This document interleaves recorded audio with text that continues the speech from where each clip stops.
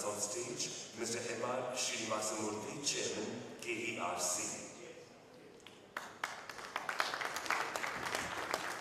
Could we have the extra chairs on stage, please?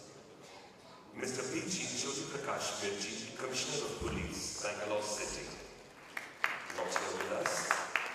Mr. N. Shivasailam, Managing Director, BMRCL.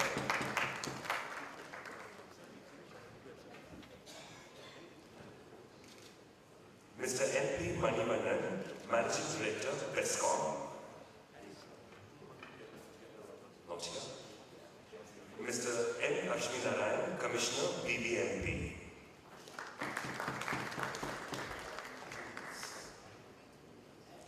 Mr. T. Shampat, Commissioner, BDA.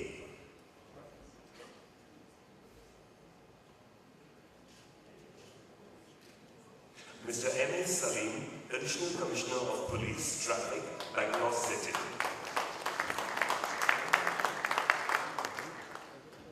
Mr. Anjum, Parwez, Managing Director, BMTC.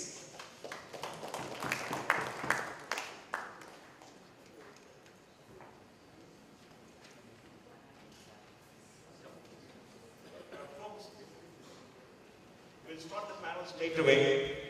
I want to start the panel by asking our new BBMP Commissioner, Mr. Laxmi Narayan, the first two questions because he has got an engagement. What his cousin is come and is leaving back tonight. Sir, as a new commissioner, we have two questions for you. On the streets of Bangalore, we see a lot of garbage, we see a lot of debris. Can we have a program for the next 2 months to clean up Bangalore? So we get a new Bangalore. Once and for all, we start a clean slate. The footpaths should be very clean. There should be no debris. Doesn't matter who has put that. There should be no garbage. And citizens will participate with you. We will come with you. We will clean the streets along with you. In 2 months, you must get a new Bangalore. And after that, we already have a waste segregation policy that needs to be implemented. We have a debris management policy that has to be implemented. Will you help ensure that these are done very swiftly? These are two questions for you, sir.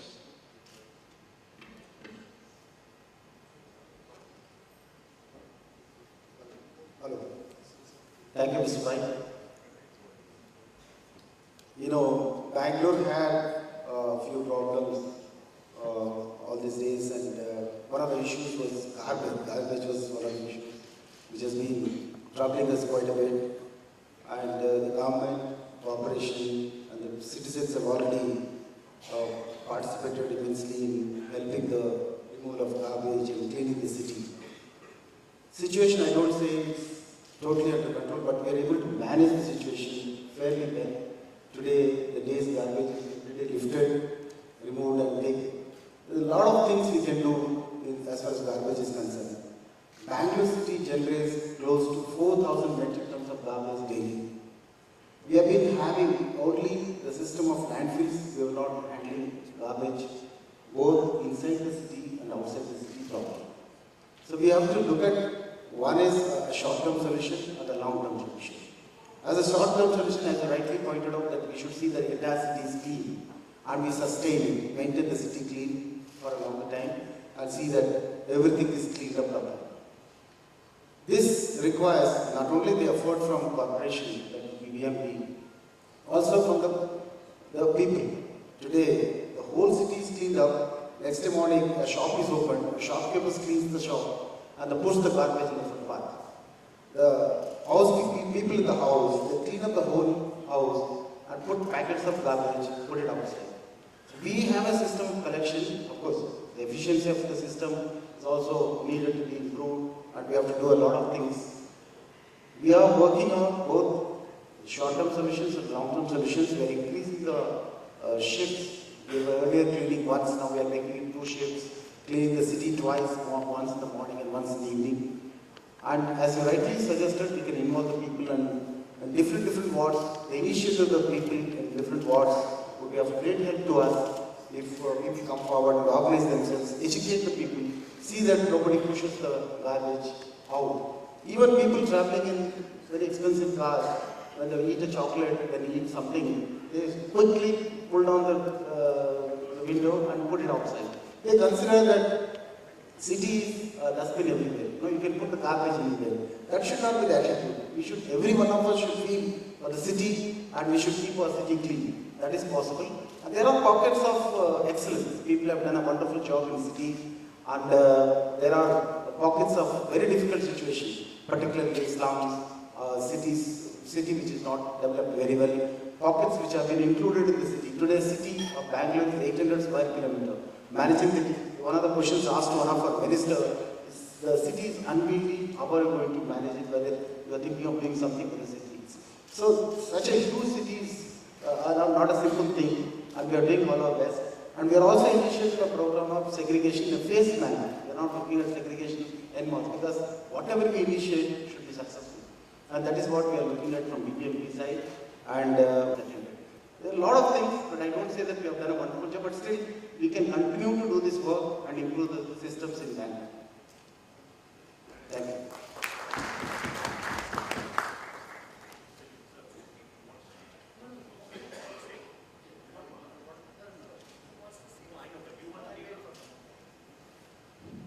I'm really sorry to be speaking out of turn, because there is a problem which touches everybody. And there is a problem which, in some capacity, I was involved, in addressing some years ago.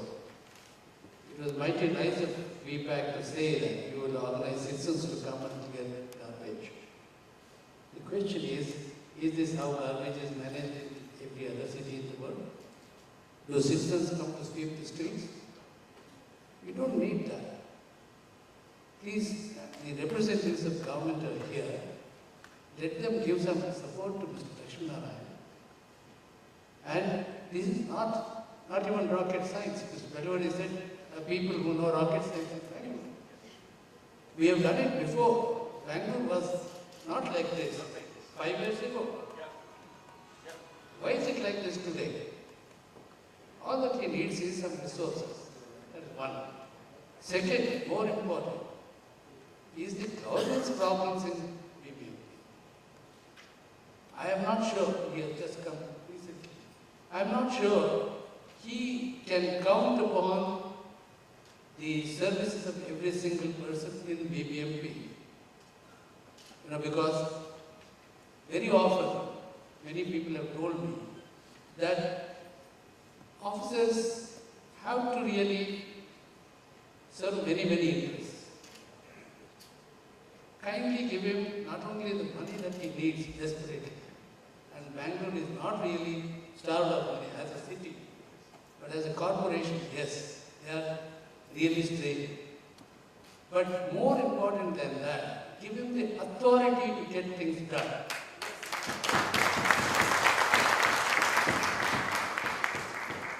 Kindly, this is the fundamental point I would like to make about BBMP, and this is also true to a very great extent about many departments in government. That is, there is no clear line of command. Somebody is responsible, somebody exercises the power. You hold the commissioner responsible, give him the power. Let everybody act according to his instructions. Mr. Ramalinga Reddy, the Honorable Minister, is here, and Mr. Dinesh Gundura, Honorable Minister, here. They were earlier part of the city corporation. They knew how corporations could be managed with their help. And they won't interfere in every small little thing that the commissioner did or his officers did. And of course, they would hold us accountable. So, my request to government is, please do ask the commissioner to draw up a proper plan for management of cities' problems. Garbage is only one of them. Roads and various other things. Give him the resources. And if you don't have resources are available in this country. Throw him to borrow. He can borrow 10,000 crores tomorrow, and the city is perfectly capable of repaying. Number one. Number two, please do give him a clear mandate, a clear authority to run the machinery which is at his command. Thank you. Sorry for that.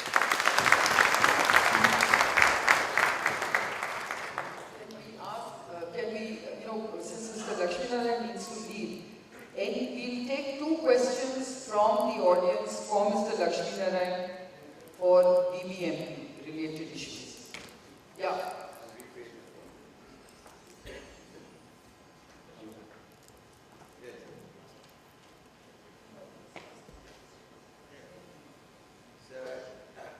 Sir, I'd like to ask you a fundamental question.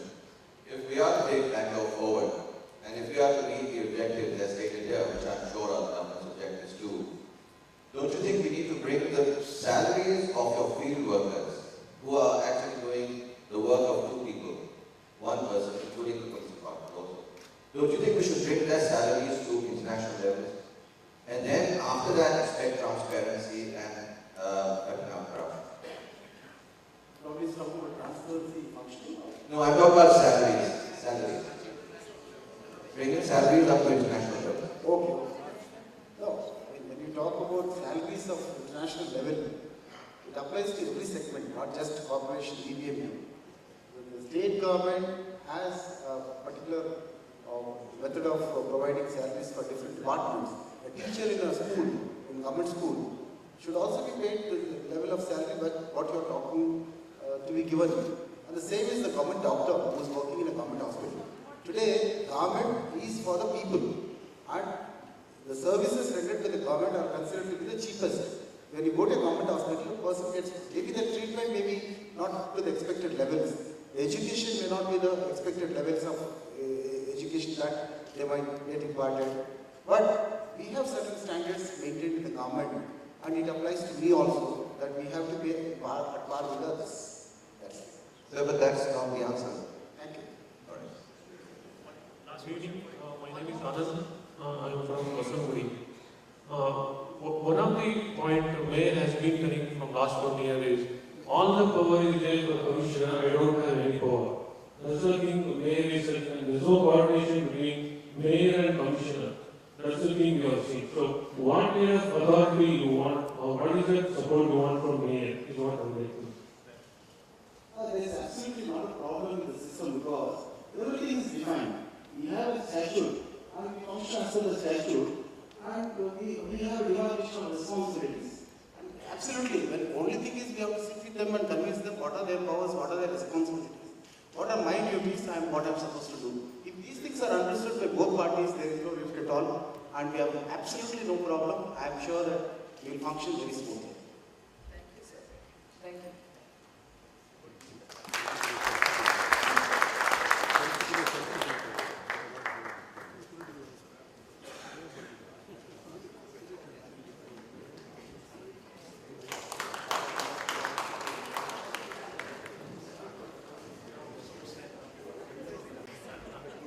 So the next question is to our very energetic, very go-getting Mr. Shivasailam. Sir, we want to basically ask you a couple of questions. One is, of course, the fact that you are addressing the transportation needs for the future, and metro is obviously a very, very important part of our future. There have been very many concerns about delays in the metro project. No doubt the first phase is something we are all very proud of.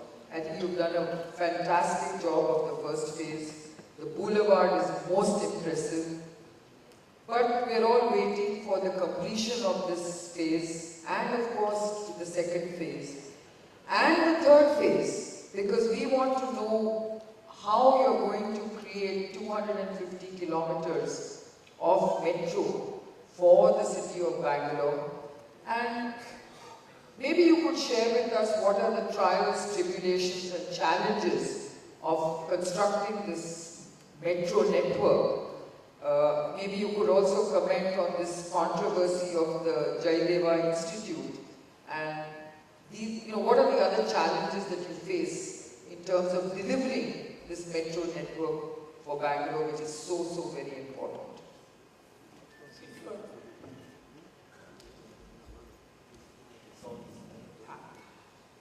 First of all, about the project which is on, we have a pricing system which we publish every month in the newsletter. And the situation is that the project is about 72% in terms of physical progress. But metro is an integrated system. I mean, you may complete the tunnels, but you require the systems to be in place. So, and there is also a hierarchy by which these things occur.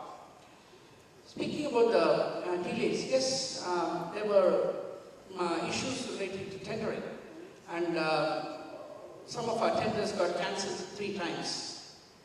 And these are all international bids, international tenders, and once a tender is lost, you take 9 months to recoup. And that's the time delay which you are presently seeing. As of now, all tenders are through. And the last contract, which is the North-South underground line, which was the last major tender awarded, which has implications on the timelines, ends in August 2014. And that contract is 1 month delay as of now. It's not difficult to make up 1 month. It's still possible to do so. But that's the physical position on the ground. You have the last contract, the major contract, ending August 2014. We are about a month delayed on that. So that should, after the tunneling work is over, you need to put in the track. Of course, the track work should have started in the rest of the tunnels. So there will be some stretch of something like 1 kilometer or so which will be following up. And then the rest of the things follows up in serial succession. They can't work parallel. Because you first need to put the track, you need to put the traction lines, then you put the signal, and then you start testing. This aspect is what you are seeing in the northern line between Pinya and Yeshwanthpur, or possibly would be seen from 10th when we propose to start the first lines for training our drivers. Apart from that, other metros have the privilege of starting with people from the railways. I mean, the entire Delhi metro ran with people from the railways. Here we are doing it with our own people selected from the villages of Karnataka. There is not a single person. Every person is recruited from the state and trained by us. And I'm happy to tell you that this training has been commended by none other than the Commissioner of Metro Railway Safety, who says that the training is perfect. And you are seeing the systems running on the ground now. We have almost having a flawless performance. And whenever we have some flaws, we report it. Last time we reported, we gave a press report wherein there was a delay of 58 seconds, and the press decided not to carry it because that was a level of this thing. But we didn't report these things. So you can say that it's going on, and in projects of this nature, you cannot bluff, nor can you hide, because these are all large projects, and there is a monitoring system almost every month. Right from 2008, when June 2008, we have had board meetings, and every month. That's possibly, could be a corporate record in India. I don't think any company in India would have held a board meeting every month.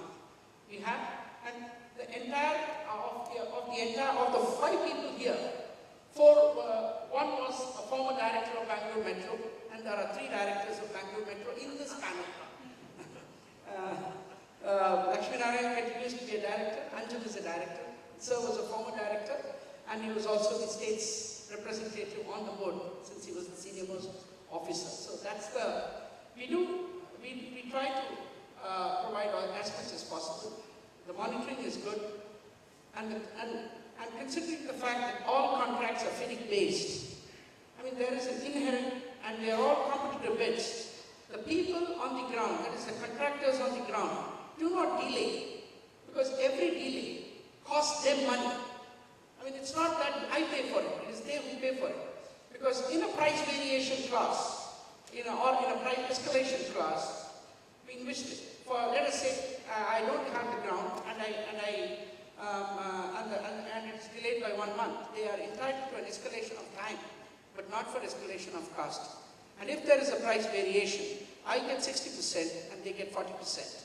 So no contractor would like to delay this project. And these are all international contracts wherein they have committed resources and they have committed budgets for these. So I would like to assure you that these things are monitored.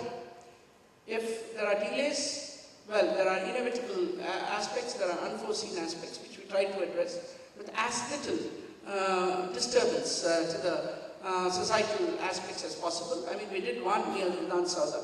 It ran on for almost 2.5 years before things were addressed. It required an intervention of the court. Even then, there were sensitivities involved, and we need to respect those sensitivities, which we did.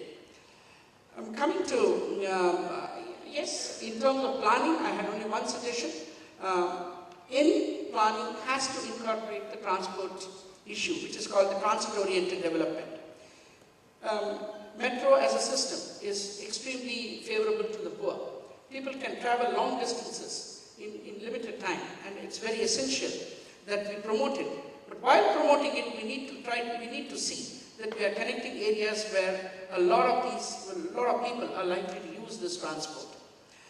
One way of getting this organized is by creating more developments on the outskirts. It's cheaper now, but as and when all of you are aware that wherever the metro is reaching, the land prices are 10 times today. And it's a reality. And if you really want to make use of it, because it enables you to connect peripheral areas like never before. So we need to get to develop new cities. The time has come to develop a new Bangalore. Because as I say, if you say that we are going to restrict people into the city, that might be an exclusive behavior. If you have to be inclusive, which we are talking about, we cannot be restrictive, but we have to make those provisions, and it's possible. And it's possible if we all attempt together, as we appear to be doing, or at least made a great start today. Coming to phase 2, all formalities are over. We are meeting. There is a PIB, Public Investment Board meeting on the 25th, and we are prepared for it since all issues have been addressed. And we are hopeful that we will be able to convince the union government to accord approval to this project. And once it is there, we are in a position to make a reasonable start. But yes, there are issues relating to land acquisitions which we need to start. And the government is, we have made 2 proposals to the government for notification of large areas which we have surveyed. This time we have taken care to see that we don't keep on notifying again and again. We have a station box concept where we issue the notification and anything will be contained within this. Specifically, there are areas, as you are aware, the notification or the alignment of the metro, including areas where it is likely to pass through, has been published. It has been coming in the newspapers since February 2012. And it's public knowledge, and that's the purpose of such a publication. And when you are making such a publication, the purpose is that there might be representations. One representation has been from the director of the Jaideva Hospital. And since this involved it involved a national facility, there was also a representation from the union government to consider this at the government level. And so it was considered. And the government in its wisdom, the high power committee in its wisdom, decided that the alignment should shift. Not because of hundreds of reasons which is being bandied about. The simple reason is that Jaideva is a national facility and it has got certain immediate near future developments. Now the question is whether the metro situated in the Jaideva hospital, which on efficiency grounds I would say yes, but on an overall public interest, the question which is asked me is, if a metro station were to be there in the Jaideva grounds, would it be compatible with future development as planned for Jaideva Hospital? The answer is no. So you have to take a call between cannibalizing one public utility versus another public utility. Now, the government decided that yes, we want to have both public utilities, and therefore you shift to the other side.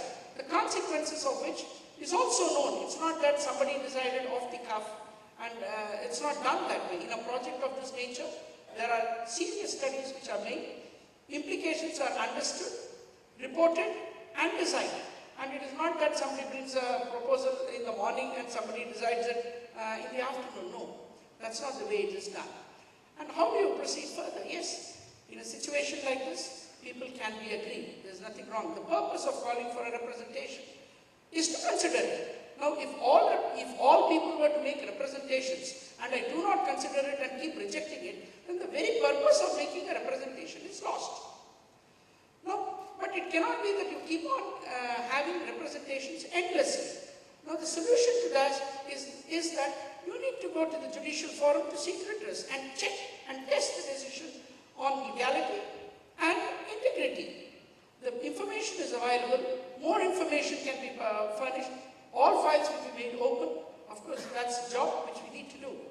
But the fact remains that all these things which you see coming in the papers over the last 1 week have been on the website for the last 4 months. Now, I do not know why they should come into the limelight yesterday and today. They have been there for 4 months. And they have actually been, and it is meant so that an aggrieved person can take redress. That's the purpose. And we would expect them to do so. If there is a person aggrieved, that grievance must be addressed. I make all attempt to convince the person concerned that this is the reason, this is why it has been done. But it's possible that they are not convinced because I represent an interested party. Therefore, if you are not convinced with me, you need to take redress before the judicial forum. And all of us would be subject to it. But you cannot tell me that 160 people would represent the public interest and the rest of the people would not. What would happen if pro-Jaideva people were to come onto the streets? It happened Mr. Vijay Kumar is aware, it happened in China, and we attended that. So it is a thing, and people who wanted the metro outnumbered those who said that certain trees were lost, and although we told them that today we'll cut it, but tomorrow we'll restore it. The same thing was said of the boulevard. But you have to have faith in your project manager. No, I can't do anything if you don't have faith in any of your project managers. And you must appreciate that there are people above me who are looking over my shoulders daily.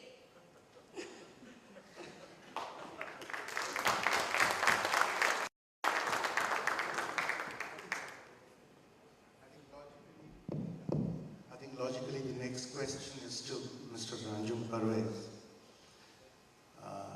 I think this is a good time actually to get clarity on this matter. See, we need an integrated idea of transit in Bangalore, transport in Bangalore. And we have been fairly confused. I think I speak on behalf of many citizens now. There was this talk of a multi-nodal transit center at Majestic, as we call it. There was some talk in the past that something will happen by Punahani. And we don't know if plans have changed now or whether there is some more logic to it. Because I think it's a good time to get clarity on this downwards to the citizens and I think even upwards to government. So I think we should tell us. Can you permit me to answer on the bioplanality? Because that mandate has been given by the government to the Bangalore Metro. See, there is a plan which is there, which is being implemented as part of phase 2. And there is if you had looked at the DVC tender, these are all minor things, so maybe it must have missed your attention. They already called for an international tender for this detailed design consultant, which includes the bioplanality development of not only that, it includes a double, conceptually, if I can say, the situation can change. There could be a better design. A double flyover to take you from Old Madras Road, or rather, to get you from the Ring Road to the Old Madras Road. There will be an underground, what I would call the underpass at Surendra Das Road, and all those are being planned. There will be from Kasturi Nagar taking off directly from Bayapurani over the railway tracks. There is the depot to come to Old Madras Road, and which also includes the metro line going to Whitefield. So you can have a system. Yeah, you can have a system which may include a road cum rail bridge, or you may have multi-layer, That's part, it's a very intricate design, and that's what is being done, and the mandate is with us. So you had to bear with us for at least about 3 years to do that thing, but this is the plan, and this has actually been approved by the government. And the BDA and the BBMP are the people who are funding this, expected to pay 25% each, and the government is paying 50%. So 100% of the funding is coming from government and its parastatals. Thank you very much for answering the BAP-Panelist issue. As far as the KBS part is concerned, it is on the track, and very soon, as Shivasailam sir told, that like BAP-Panelist, that will also come. But coming to the integration part of metro and bus services, see, I never see this problem as a metro problem or a problem of buses in Bangalore. It's a question of urban mobility. And the issue is that how much importance they are giving to the urban mobility issue. I just give an example that Shivasailam sir told that for the B.PAC project, for which the metro has been given the entire responsibility, the money is coming from somewhere in the form of the grant or the loan or whatever which will be repaid by somebody. But when it comes to the bus transport, which is an integral part of the urban mobility, nobody even think that whether BMTC wants some help for KBS project. I'm just giving an example. So the issue is that when we are talking about the integration point of view, the integration is mandatory. And the integration has to happen with the metro, with the buses, with the auto system what we are having, or the taxi system, because everybody is a part of urban mobility. Now, as you all know that metro is going to take some time. So whether the BMTC is going to wait for that integration, or are we moving ahead with the present system of making an integrated grid? And we have decided, with consultation with a lot of people at a forum like this, that there is no point in waiting. We will do the higher level of integration when the entire thing is coming. Let us enhance the integrated, in fact the symbol which you are seeing here, the big, it stands for Bangalore Intra-City Grid. And in a very good earnest, it was started at some point of time. But it has lost the emphasis which were supposed to be given. In fact, I was doing a study that which are the missing link in this entire big, the intra-city grid. And we have decided that we have to take it to the maximum possible, that in Bangalore, a person can travel from one place to another place with a maximum of one change. Like, it's a very, very basic question. A lot of people are sitting in this kind of forum. Like, I don't know how many people have used the public transport to come to this place. And I'm really very, very happy that if you are doing a similar kind of program after 2 years or 3 years, at least 50% of the people sitting here are coming by the public transport. Then we can say that it is a success of public transport. So this is the integrated part that which we have started, and we are working on that. Second thing is that the last mileage connectivity.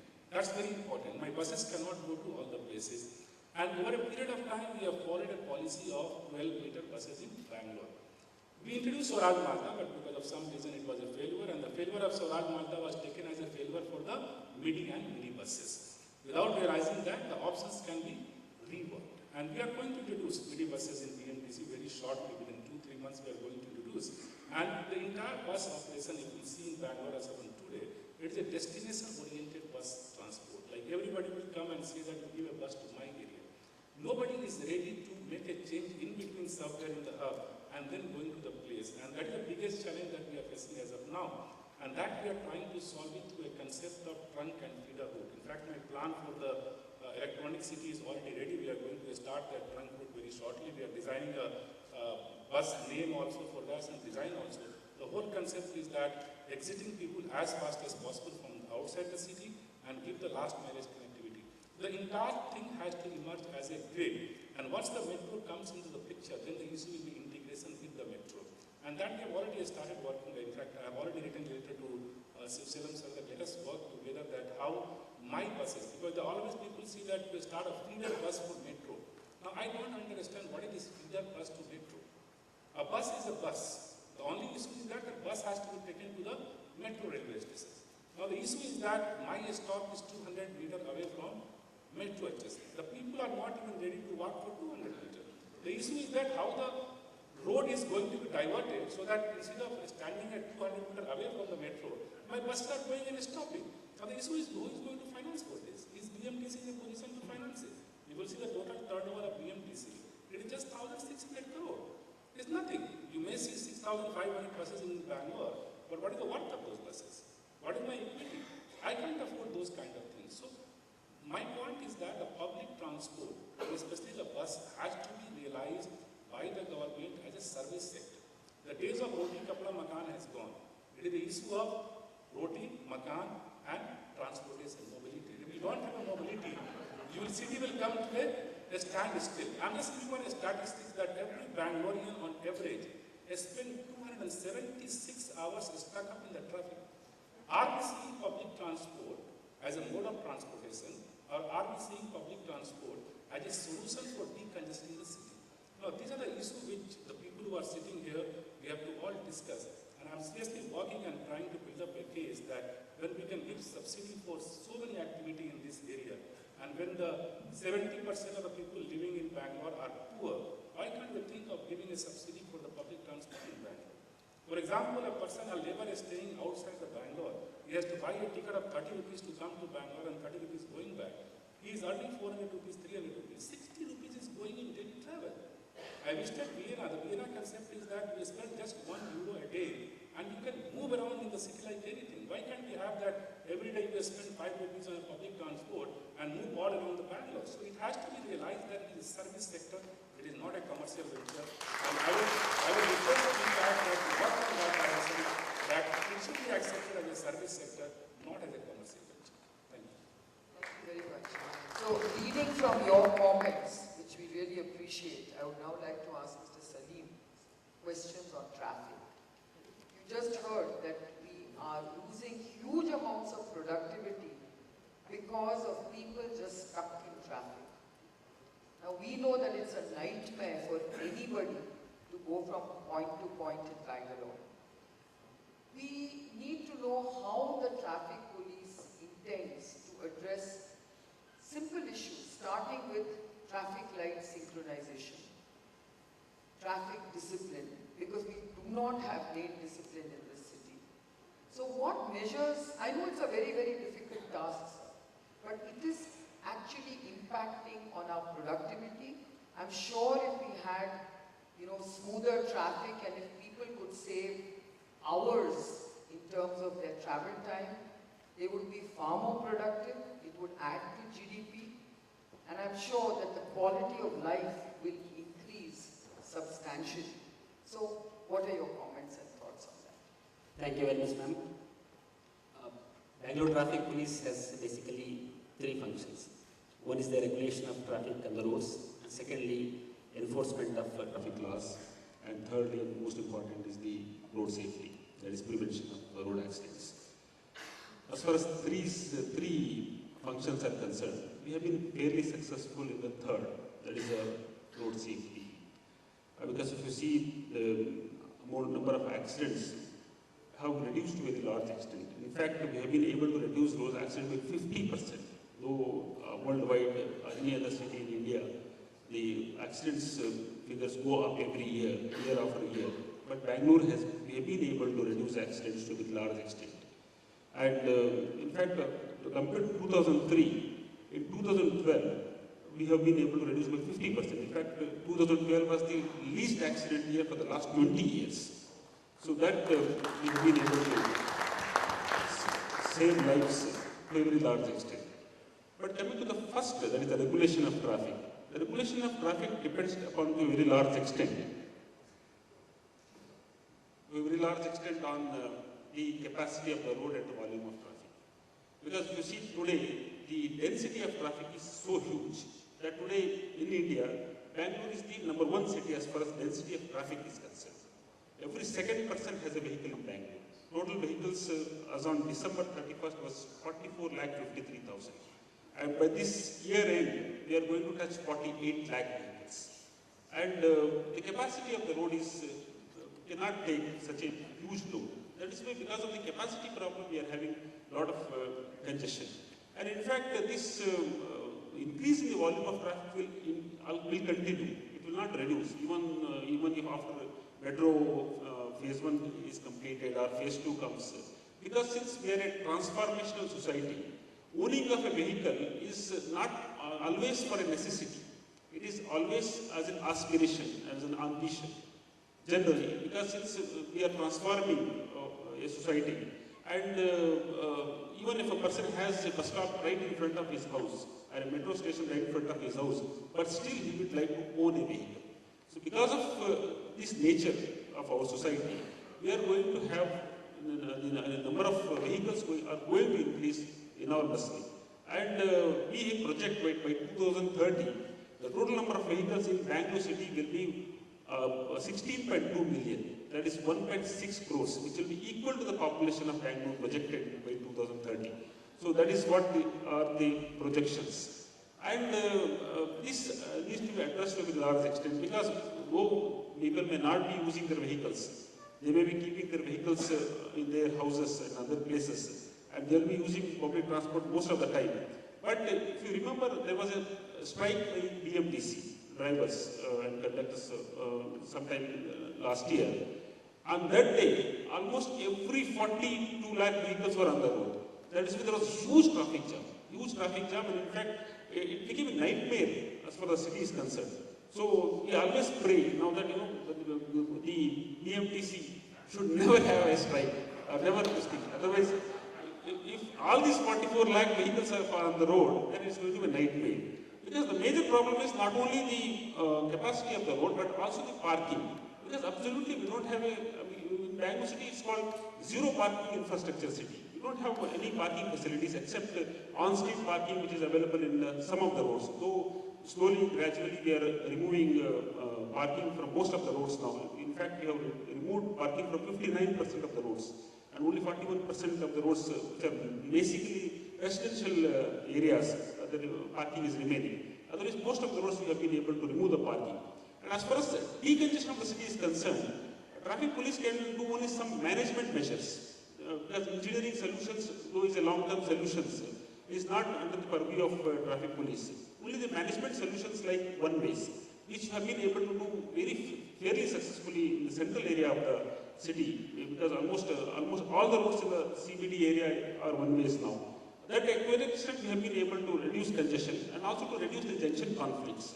And secondly, as Madam has asked, the synchronization of signal lights, which is again a most difficult thing as far as the Indian cities are concerned.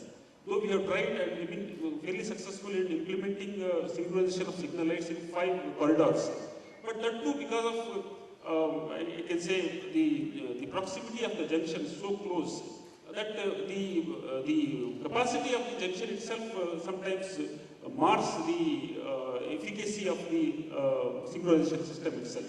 That is the reason we most of the time in the peak hours we operate manually. We don't operate signal lights automatically because the pile-up of one junction crosses the previous junction.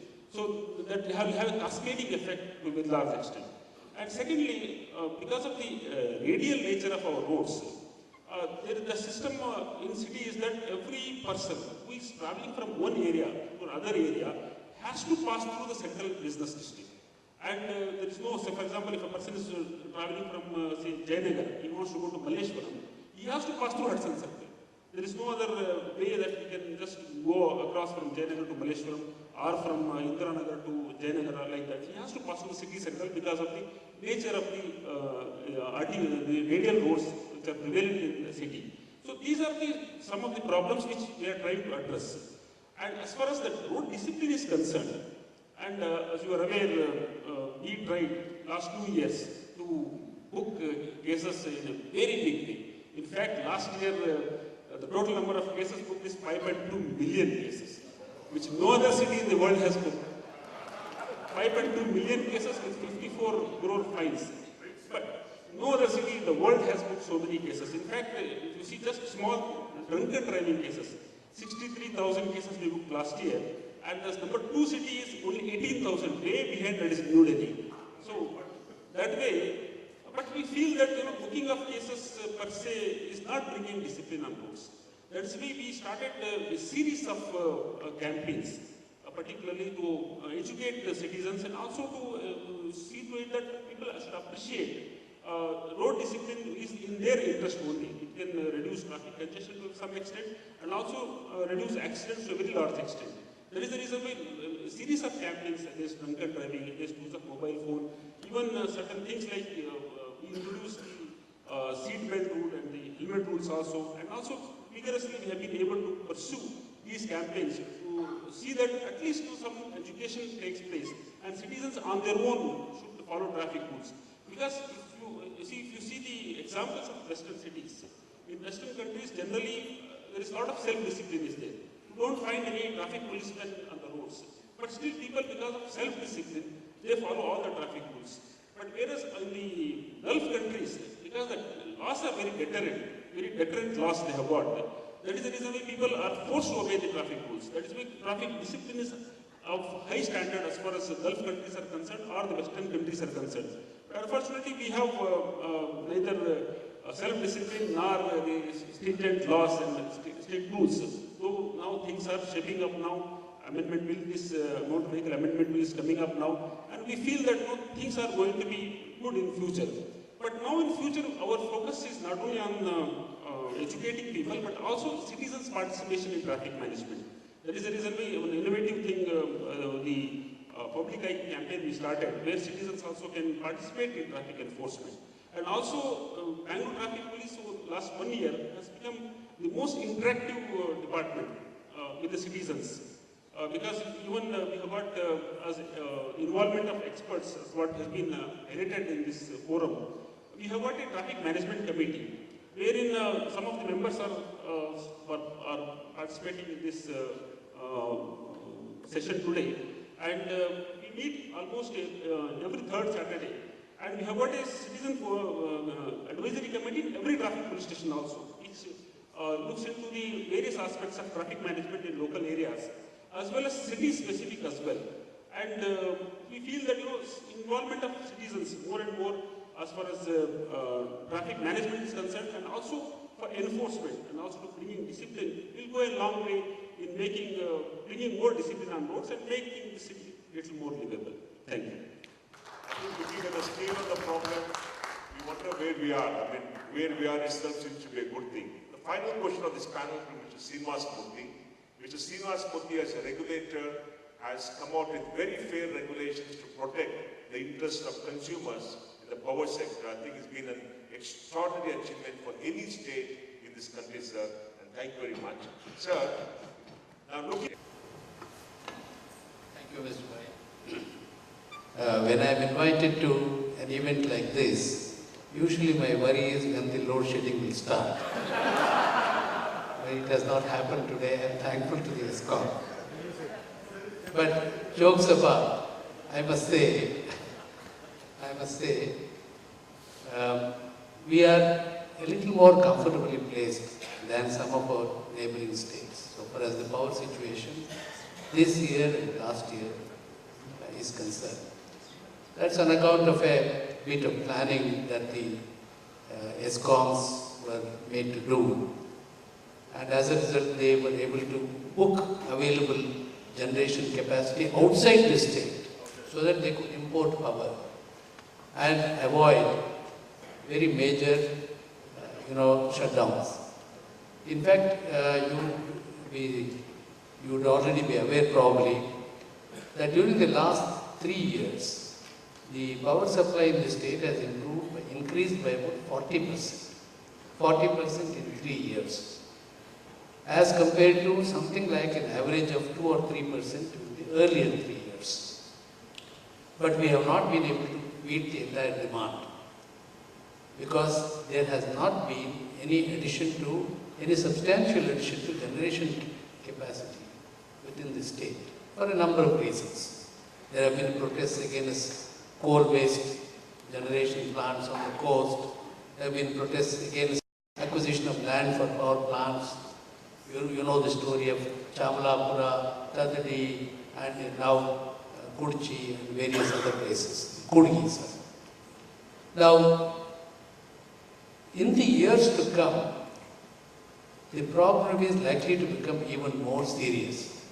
In fact, we are planning to have a discussion with the Chief Secretary and his officers shortly to see how we need to plan for the next 10 years at least, so that we don't have a situation of crisis for want of electricity.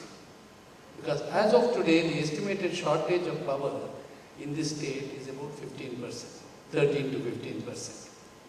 Now this is after we have bought 17% of power on short-term basis from outside. That means if you don't buy power from outside on short-term basis at a fairly high cost, you have a shortage of 30% as compared to the demand. In spite of this, if the industries are not facing several hours of shutdown every day, that's on account of some amount of a great deal of heroic effort on the part of the ESCOMs so far, last 3 years. But I am not sure this situation can be sustained. I am not sure it can be sustained over the next 3-4 years unless urgent steps are taken now, and we are in the process of having a dialogue. We are continuously having dialogue with government to see that they take steps necessary now to avoid problems next year and in the following years. Power is something for which you have to plan at least 4 or 5 years ahead. You cannot go to the market and buy power today. Even if you do, that will be for a short duration and at a fairly high cost. Now, even though there is some capacity available in the northern part of India, we are not able to get that power here because there is a very limited corridor for transferring power from northern states to the southern region. That's how today our neighbors like Tamil Nadu and Andhra Pradesh are having a very serious power situation, with even our neighboring area of Hosur having up to 50-60% power cut for the industry. Now that's about the situation today, but I'm hoping that the government will be able, and the government and the utilities will be able to take steps necessary to avoid any crisis situation in the coming years. But that also depends upon the consumers to cooperate with the ESCOMs and not, use power in a manner which will amount to a certain kind of sub-economical, sub-efficient kind of, usage of power. Now, on your question regarding green power, you will be happy to know that Karnataka has the highest proportion of green power in the electricity supply in the entire country. There is what is called a renewable purchase obligation imposed upon every electricity supply company by the regulators. And 10% is the obligation imposed upon by upon the ESCOMs by KERC. And our ESCOMs are actually buying 12% green power. The power that you are getting today is 12% green. That means that is coming from renewable sources. Now, the average for the entire country is about 6%. We are supplying 12% green power. This is not taking into account another 20% green power which is coming from major hydro stations. So if you include that, something like 30 to 32% of the total electricity that's supplied in Karnataka is coming from absolutely renewable kind of sources. But there is a price to be paid for this. So green power is a little more expensive because the capital investment is high for solar energy, for example, and also for wind energy.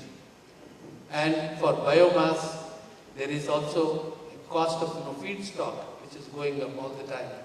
So green power is a little more expensive than the regular power that you get from major hydro or coal-based. But that is something which we need to be prepared for. The difference being roughly about 1 rupee per unit.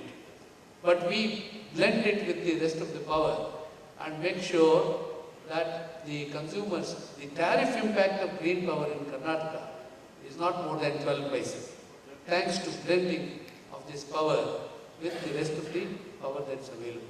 So that's the situation today.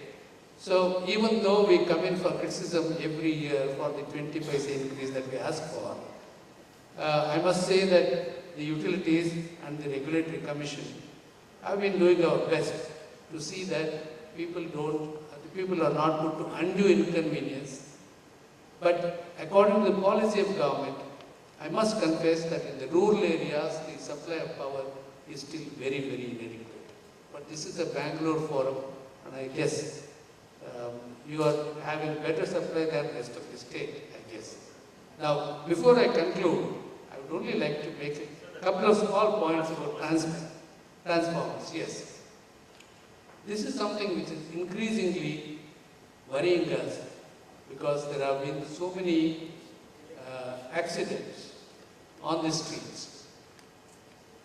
And last time when something like this happened, we asked Westcom to identify all the hazardous locations where citizens, if they come in contact, they run the risk of electrocution or serious injury.